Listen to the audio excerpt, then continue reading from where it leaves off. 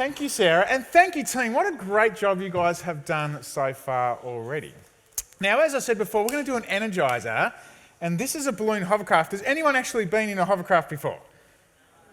I remember as a kid I was in a hovercraft and it was really sandy. I just remember that. But it was really fun. The way a hovercraft works is a bit like a boat, but it sort of like floats above the water. It does. So somehow this is going to be like a hovercraft that uses a balloon to float above, well, sort of like the air or the ground, I guess.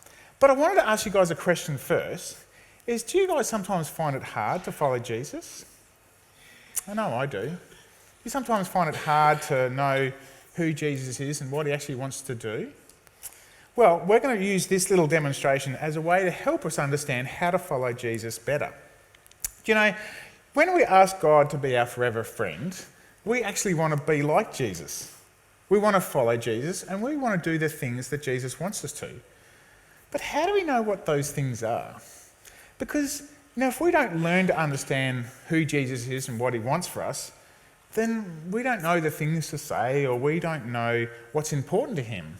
And we don't know where he wants us to go or where he wants us to be or even what he wants us to say in certain times.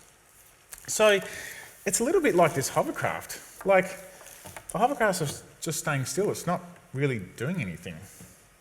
But if I do this and I let this out, you'll notice as the air goes, it's actually moving. Do you see that? Wow. So this hovercraft to me is a bit like getting to know Jesus more. And I can do that by reading my Bible. I can talk to my friends and family who believe in God. I can come to church and I can also pray with God. And when I do all those things, I start to learn more about God. I start to know who God is, and more importantly, what he wants me to do in my life. And that's because I'm curious about God.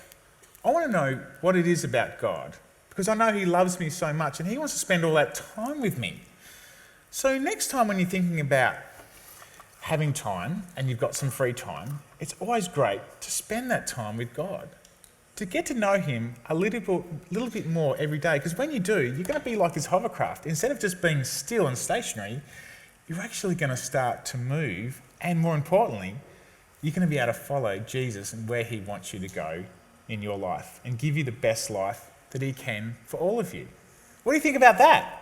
It's pretty simple, isn't it?